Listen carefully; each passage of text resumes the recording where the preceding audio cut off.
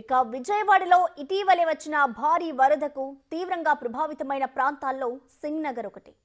ఇక్కడ వరద వల్ల నష్టపోని ఇల్లంటూ దాదాపు లేదు. ఆ నష్టం ఎంత తీవ్రంగా ఉందో అందరికీ తెలిసిందే. అయితే తాజాగా సింగ్ నగర్ లో వరద ఏ విధంగా వచ్చింది, ఎంత మేరకు ఇళ్లను ముంచెత్తిందో మీరు ఓసారి ప్రత్యక్షంగా చూడండి.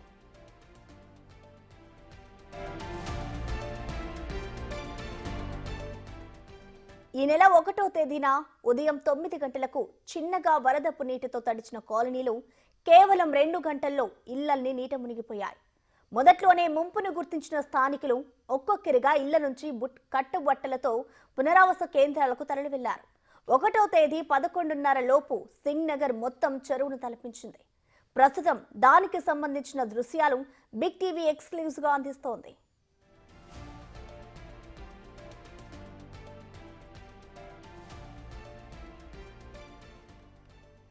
ఇక మనము బిగ్ టీవీ స్క్రీన్ మీదగా చూసుకోవచ్చు.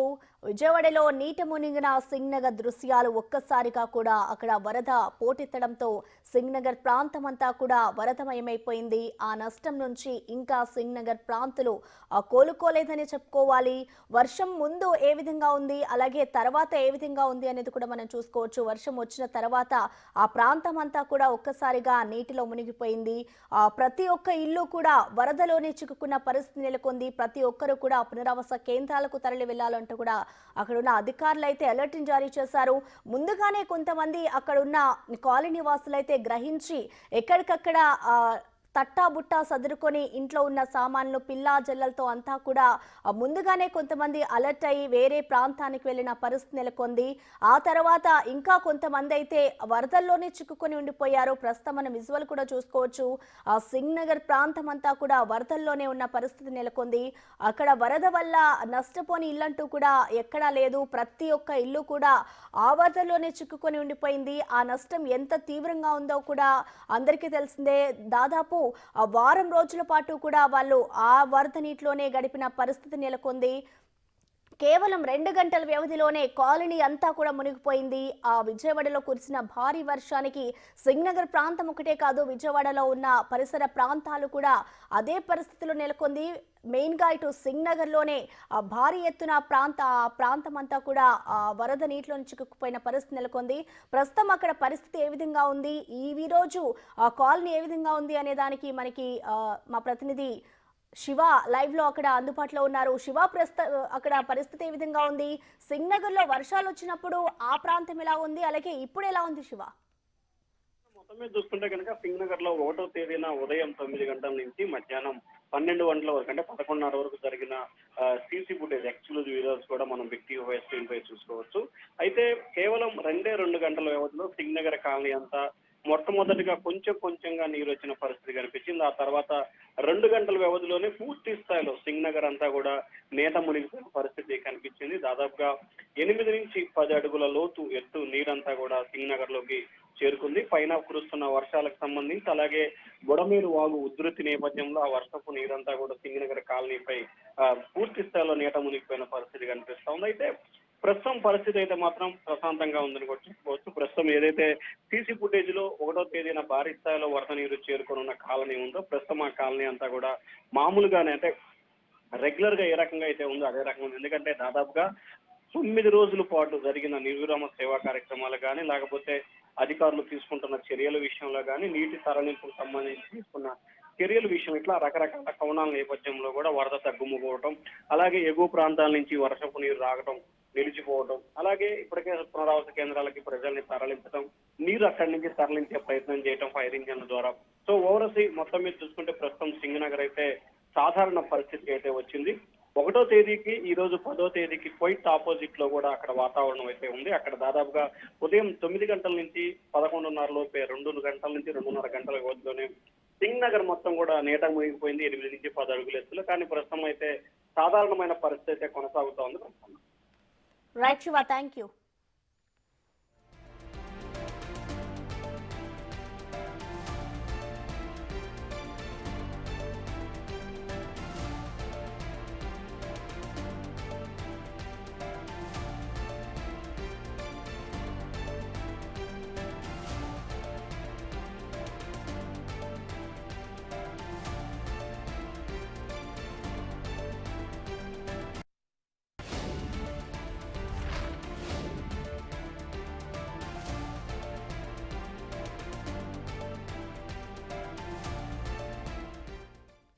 రైట్. ఇక మొన్న కురిసిన భారీ వర్షాలకు సింగ్ నగర్ ప్రాంతం ఏ విధంగా మారింది అనేది మనం బిగ్ టీవీ స్క్రీన్ మీద చూసుకోవచ్చు. అక్కడ కాలనీ అంతా కూడా బురదమయంలో చిక్కుకుంది. ఇటు ప్రతి ఒక్క ఇల్లు కూడా నీటిలోనే మునిగిపోయిన పరిస్థితి నెలకొంది. అక్కడున్న రోడ్డు మీద పార్క్ చేసిన వెహికల్స్ కానివచ్చు, అలాగే అక్కడున్న మనుషులు కూడా ప్రతి ఒక్కరు కూడా వరద నీటిలోనే చిక్కుకున్న పరిస్థితి నెలకొంది. దాదాపు 2 గంటల్లోనే సింగ్ నగర్ ప్రాంతం అంతా కూడా వరదమయమైపోయిన పరిస్థితి నెలకొంది. ఈ నెల 1వ తేదీన కురిసిన భారీ వర్షానికి సింగ్ నగర్ ప్రాంతం అంతా కూడా నీట మునిగిన పరిస్థితి నెలకొంది. ముందుగానే కొంతమంది అక్కడున్న కాలనీ వాసులు గ్రహించి వాళ్ళు వేరే ప్రాంతానికి తరలి వెళ్లిన పరిస్థితి నెలకొంది.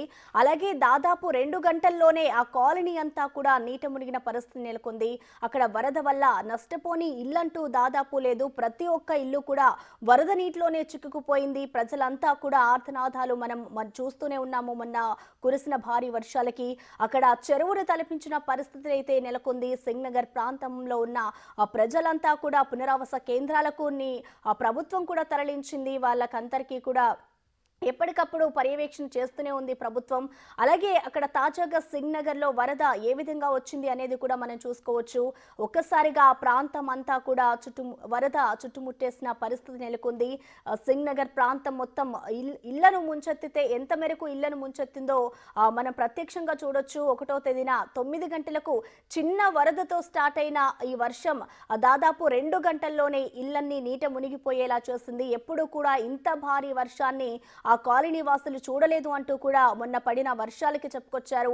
సింగ్ నగర్ ప్రాంతం నుంచి ఇప్పుడైతే ప్రెసెంట్ ఒక్కొక్కరుగా కోలుకుంటున్న పరిస్థితి నెలకొంది. ఇంకా కొంతమంది ఇళ్లలో వర్షపు నీరు వరద ఉంటూనే ఉంది. ఆ వరద నుంచి ఇంకా కాలనీ వాసులు అయితే కోలుకుంటున్నారు. అలాగే ఇళ్లలోకి బురద నీరు చేరడంతో వాళ్ళంతా క్లీనింగ్ చేసుకుంటున్నారు. మరోవైపు అక్కడ రోడ్లపై పార్క్ చేసిన బైకులు కానివ్వచ్చు, కార్లు అన్నీ కూడా నీటిమయమైపోయిన పరిస్థితి నెలకొంది. సింగ్ నగర్ లో మొన్న కురిసిన విజయవాడలో ఏదైతే మొన్న భారీ వర్షం కురిసిందో ఆ వర్షానికంతా కూడా ఇటు సింగ్ నగర్ లో ఒక్కసారిగా వరదమయమైందని చెప్పుకోవచ్చు. ఇక్కడ క్యామ్ 1 లో మనం చూసుకోవచ్చు. సిసి కెమెరాలో ఏదైతే రికార్డ్ అయిందో ఆ దృశ్యాన్ని మనం చూసుకోవచ్చు. క్యామ్ 1 లో ఇటు ప్రజలు కానివ్వచ్చు రోడ్లపై వాళ్ళు ఇళ్లలోనే మెట్ల మీద నిలబడి వాళ్ళు వెయిట్ చేస్తున్న పరిస్థితి నెలకొంది. వాళ్ళ ప్రాంతం అంతా కూడా బురదమయంలోనే చెరువును తలపించేలా ఉంది. ఇక్కడ క్యామ్ 2 లో కూడా చూసుకోవచ్చు. వారి ఇంటి ముందున్న వాహనాలని వాళ్ళు క్లీన్ చేసుకుంటున్నారు. బురదలోనే వాటిని అక్కడే పార్క్ చేస్తారు. వాళ్ళ వాహనాలు ఏమైపోతాయి, మా ఇల్లు ఏమైపోతాయి, మేము ఎక్కడికి వెళ్ళాలి అంటూ కూడా మొన్న వాళ్ళు చెప్పుకొచ్చిన తీరు మనందరినీ కన్నీటి పర్యంతం చేసిందనే చెప్పుకోవాలి. విజయవాడలో కురిసిన భారీ వర్షాలకైతే కాలనీ వాసులు చాలా భయభ్రాంతులకు గురయ్యారు. సింగ్ నగర్ అనే కాదు, ప్రతి ఒక్క నగరం విజయవాడలో ఉన్న తీర ప్రాంతాలన్నీ కూడా ఈ విధంగానే బురదమయంలో చిక్కుకున్నాయని చెప్పుకోవాలి. ఈ నెల 1వ తేదీన భారీ వర్షాలకు వరద అంతా కూడా సింగ్ నగర్ ప్రాంతాన్ని తరుముకొచ్చింది. అక్కడున్న కాలనీ వాసులు, వృద్ధులు, అలాగే చిన్నారులు అంతా కూడా పశువులు కానివచ్చు అవన్నీ కూడా వరద నీటిలోనే చిక్కుకుపోయాయి. అలాగే ఈ మొదట్లోనే ఈ ముంపుని కొంతమంది స్థానికులు అక్కడి నుంచి ఇళ్ల నుంచి కట్టుబట్టలతో పునరావాస కేంద్రాలకు తరలి వెళ్లారు. కానీ 1వ తేదీన 11:30 లోపే సింగ్ నగర్ మొత్తం అంతా కూడా చెరువును తలపించింది. ప్రస్తుతం దానికి సంబంధించిన దృశ్యాలనైతే మనం బిగ్ టీవీ స్క్రీన్ మీద చూసుకోవచ్చు. ఇక దీనికి సంబంధించి మరింత సమాచారం అందించడానికి మా అసోసియేట్ ఇన్పుటేటర్ గణేష్ అందుబాటులో ఉన్నారు. గణేష్, చెప్పండి, గత వారం రోజుల్లో కురిసిన విజయవాడలో గత వారం రోజుల్లో ఏదైతే వర్షం కురిసిందో ఆ వర్షానికంతా కూడా ఇటు సింగ్ నగర్ ప్రాంతం బురదమయం అయిపోయింది, జలమయం అయిపోయింది. ప్రస్తుతం అక్కడ పరిస్థితి ఏ విధంగా ఉంది, ఇవాళ ఏ విధంగా ఉంది, అలాగే మొన్న ఏ విధంగా ఉంది, మనము బిగ్ టీవీ స్క్రీన్ మీద కూడా చూపించాము. డీటెయిల్స్ ఏంటి గణేష్? ప్రసన్న, అంటే వచ్చిన జల విలయం, అంటే విజయవాడలో జరిగిన జల విలయం సింగ్ నగర్ కావచ్చు, మిగతా అనేక ప్రాంతాలు కావచ్చు, బుడమేరు ముంచిన ప్రాంతాలు కావచ్చు, అనేక ప్రాంతాల్లో వరద నీట మునిగిన తర్వాత మాత్రమే మనం ఆ పరిస్థితులను చూసాం. భయాందోళనతో జనాల పరుగులు తీశారు. ప్రభుత్వ సహాయ చర్యలు ఇప్పుడు పూర్తిగా నీరు తగ్గిన తర్వాత బురదమయ్యలో ఉండే సహాయ చర్యలు, పునరావాస కేంద్రాల నుంచి వెనక్కి రావడం ఇవన్నీ జరుగుతుంది. కానీ ఇప్పుడు మనం చూస్తున్న దృశ్యాలు చూస్తే ఆ రోజున అంటే ఒకటిన వచ్చిన భారీ వర్షం కావచ్చు, ఆ తర్వాత అక్కడ ఏరులు పొంగి పొరిలిన తీరు కావచ్చు, అక్కడ నుంచి ఉదయం 9 గంటల నుంచి 2 గంటల్లో అంటే 11 గంటల లోపులో పూర్తిగా ఏ విధంగా సింగ్ నగర్ కావచ్చు మిగతా ప్రాంతాల్లోనూ ఏ విధంగా నీరు ముంచెత్తింది, ఒక జల ప్రళయాన్ని మనకి ఎలాగా కళ్ళకు కట్టినట్లుగా మనకి సీసీ కెమెరా ఫుటేజ్ అనేది ఎక్స్క్లూజివ్ గా మనం బిగ్ టీవీ స్క్రీన్ పైన మనం చూస్తున్నాం. మనం చూడొచ్చు. అంటే పూర్తిగా మామూలు సాధారణంగా చిన్న వర్షపాతానికి ఉంటే చిన్న పాదాలు మాత్రమే మునిగే నీటి దగ్గర నుంచి ముందుగా అంచనా వేశారు జనం. కానీ రాను అనేది పూర్తిగా క్రమేపీ పెరుగుతూ ఒక తీవ్ర స్థాయిలో ఇళ్లనే ముంచివేసింది. ఆ సీసీ ఫుటేజ్ అనేది మనకు ప్రత్యక్షంగా కనిపిస్తుంది. మనం చూస్తున్నాం విజయవాడలో సింగ్ నగర్ లో ఉండే ఒక చిన్న వీధిని. అంటే అక్కడ బైక్స్ కనిపిస్తున్నాయి, మిగతా ఆ జనాలు కూడా దాన్ని చాలా సీరియస్ గా తీసుకోలేదు. కానీ అది రాను రాను పెరుగుతున్న దృశ్యాలు మనం చూస్తున్నాం. ఎంత క్లియర్ గా మనకు కనిపిస్తుంది అంటే వాళ్ళు దాన్ని చాలా తక్కువ అంచనా వేశారు. పూర్తిగా అంటే ఇప్పుడు మనం క్యాంప్ 1 లో చూస్తున్నాం. అంటే అప్పటికి మోకాళ్ళలో కిందికి ఉండే నీళ్లు చూస్తున్నాం. తర్వాత క్యాంప్ 2 లోన పూర్తిగా జనాలు నడుము లోతు నీటిలో మునిగిపోయారు. వాహనాలు కావచ్చు, మిగతా అనేవి కావచ్చు. అంటే ఇంత జల ప్రళయం ఏ విధంగా వచ్చింది అనేది ఈ సీసీ ఫుటేజ్ ప్రత్యేకంగా చూపిస్తుంది. అంటే ఇది కేవలం దొరికిన దృశ్యాలు మాత్రమే. ఇంకా చాలా వరకు సీసీ కెమెరాలు పాడైనవి. కొన్ని సీసీ కెమెరాల్లో మించి అంటే ఫస్ట్ ఫ్లోర్ కి మించి కూడా ఈ వరద ఉధృతి వెళ్ళిన దృశ్యాలు అయితే ఉండడంతో అవి పూర్తిగా పాడయ్యాయి. కానీ జల ప్రళయం ఏ విధంగా వచ్చింది అనేది కళ్ళకు కట్టినట్టుగా మనకు కనిపిస్తుంది. దీని నుంచి చాలా మంది అప్పటికప్పుడు ప్రభుత్వం కావచ్చు, లేకపోతే మిగతా స్థానికంగా ఉండేవాళ్ళు కావచ్చు చేరుకోవడంతో మనకి బయటికి వెళ్ళిపోతున్న దృశ్యాలు కనిపిస్తున్నాయి. వాళ్ళు వాహనాలు తీసుకొని కొందరు మామూలుగా కొన్ని చిన్న చిన్న వస్తువులు తీసుకొని కొందరు వెళ్ళిపోతున్న దృశ్యాలు అయితే మనకు కనిపిస్తున్నాయి. ఇది కానీ లేకపోతే మరింత ప్రాణ నష్టం జరిగి ఉండేది. ఎందుకంటే అక్కడ ఉండేది చాలా తక్కువ. ఎప్పుడు కూడా ఆ ప్రాంతంలో దాదాపుగా చాలా కాలంగా ఇటువంటి వరదను చూడలేదు, వర్షాలను చూడలేదు. దాదాపు 30 సెంటీమీటర్ల పైగా పడిన వర్షంతో కేవలం వర్షమే అనుకున్నారు. కానీ దీని తోడు ఏర్లు పొంగి పొరడంతో పూర్తిగా జల ప్రళయం వచ్చింది. ఆ జల ప్రళయాన్ని మనం ప్రత్యక్షంగా చూస్తాం. ఏదైనా ఒక వారం రోజుల పాటు అతలాకుతలం చేసిన ఈ పరిస్థితులన్నీ కూడా ఇప్పుడు చక్కబడ్డాయి. కానీ ఆ రోజు పరిస్థితి ఏ విధంగా ఉందో 2 గంటల్లో ఒక జల ప్రళయం వస్తే ఏ విధంగా ముంచెత్తుతుందని మనం ప్రత్యక్షంగా మనం చూడగలుగుతున్నాం. కాకపోతే జనాలు కోలుకోవడం, ప్రభుత్వం అప్పటికప్పుడు అప్రమత్తం కావడంతో ప్రాణాపాయ స్థితి నుంచి చాలా వరకు ప్రాణాపాయ పరిస్థితుల్ని కొంచెం తగ్గించగలిగారు. మరోవైపు ఎవరైతే ఉన్నారో బాధితులందరినీ బయటికి తీసుకొచ్చి పునరావాస కేంద్రాలకు తీసుకెళ్లే పరిస్థితి అయితే మనకు కనిపించింది. అలాగే చూసుకుంటే మరొకసారి విజయవాడలో వర్షాలు కురిసే అవకాశం ఉంది అంటూ కూడా ఇటు వాతావరణ శాఖ అధికారులు చెప్తున్నారు. మొన్న ఏదైతే సిచ్యువేషన్ నెలకొందో ఇప్పుడు కూడా వర్షాలు పడితే అదే సిచ్యువేషన్ ఉంటుందనుకోవచ్చా, లేదంటే ఒక మోస్తారు వర్షాలు పడే అవకాశం ఉందనుకోవచ్చా? అసలు అధికారులు ఏం చెప్తున్నారు గణేష్? అంటే వర్షపాతం అనేది చాలా తీవ్ర స్థాయిలో కురిసింది. ఎప్పుడు కూడా విజయవాడలోన 6 నుంచి 7, 8 సెంటీమీటర్ల వర్షపాతం ఉంటుంది. 10 సెంటీమీటర్ల కంటే ఎక్కువ వర్షపాతం ఉంటే దీన్ని ఒక ఆరెంజ్ జోన్ గా లెక్కేస్తారు. 11, 12 సెంటీమీటర్ల వరకు. తర్వాత రెడ్ జోన్ గా వస్తారు. కానీ 30 సెంటీమీటర్ల వర్షపాతం అనేది ఎక్కడైనా సరే అన్కంట్రోల్డ్ గా అంటే ఎక్కడ కూడా కంట్రోల్ చేయని పరిస్థితి ఏర్పడుతుంది. మనం హైదరాబాద్ నగరంలో కూడా చాలా వరకు చూసాం. ఎందుకంటే అర్బన్ ఫ్లడ్డింగ్ లాగా 21 సెంటీమీటర్లు, 22 సెంటీమీటర్లు వస్తేనే ఓల్డ్ సిటీ నుంచి అనేక ప్రాంతాలు కొట్టుకుపోయిన పరిస్థితి. ఇప్పుడు విజయవాడలో కూడా సేమ్ ఇదే పరిస్థితి మనకు కనిపిస్తుంది. 30 సెంటీమీటర్ల వర్షపాతం అంటే ఎక్కడ అన్కంట్రోల్డ్. దానికి తోడు ఎక్కడైతే బుడమేరు కావచ్చు, మిగతా చోట్ల గండ్లు పడిన పరిస్థితి మనకి ఈ జలప్రళయానికి కారణమైంది. ఎందుకంటే చాలా 3 చోట్ల పెద్ద పెద్ద గండ్లు పడడంతో ఆ వరద ప్రవాహం అనేది పూర్తిగా బయటికి పోకుండా జనావాసాల మీదకి చొచ్చుకుని వచ్చింది. అయితే ఇప్పుడు ఈ వరద తగ్గిన తర్వాత ప్రధానంగా ప్రభుత్వం తీసుకున్న జాగ్రత్తలో కీలకమైన చర్యలు ఏంటంటే ఏదైతే గండ్లు పడినాయో ఆ గండ్లను కూడా పూర్తిగా అటు మిలిటరీ స్థాయి అని ఇతర సిబ్బందిని తీసుకొని పూర్తిగా దాన్ని గండ్లన్నీ పూర్తి వేశారు. దాంతో ఇప్పుడు నిజంగా వర్షం వచ్చినా ఆ స్థాయిలో రాదనేది అంటే ఇప్పటికే కాష్టం ఉంది, వర్షం వచ్చే పరిస్థితులు ఉన్నాయి. కానీ దాదాపు ఆ స్థితిలో అంటే 30 సెంటీమీటర్ల పైగా వర్షపాతం పడే అవకాశాలు ఎక్కడ కనిపించడం లేదు. ఒకవేళ ఆ స్థాయిలో వర్షాలు పడినా ఎక్కడైతే గండ్లు పూర్తి చేశారు కాబట్టి ఆ వచ్చిన వర్షం వెళ్ళిపోయే అవకాశం ఉంది. మరోవైపు కృష్ణానదికి వరద ప్రవాహం తగ్గడంతో ఏదైతే చాలా చోట్ల నుంచి డ్రైనేజ్ సిస్టమ్ కావచ్చు, మిగతా సిస్టమ్ కావచ్చు, అవన్నీ కూడా కృష్ణానదిలోకి వెళ్ళిపోవడం వల్ల ఎక్కడికక్కడ వచ్చిన ఏదైనా ముంపున్నా ఎప్పటికప్పుడు కృష్ణానదిలోకి వెళ్ళిపోవడం వల్ల డ్రైన్ల ద్వారా ఈ పరిస్థితి వచ్చే అవకాశం అయితే ఎక్కడ కనిపించడం లేదు. గణేష్, అలాగే ప్రజెంట్ సింగ్ నగర్ ప్రాంత వాసులు ఈ వరద విలయం నుంచి పూర్తిగా కోలుకున్నారనుకోవచ్చా?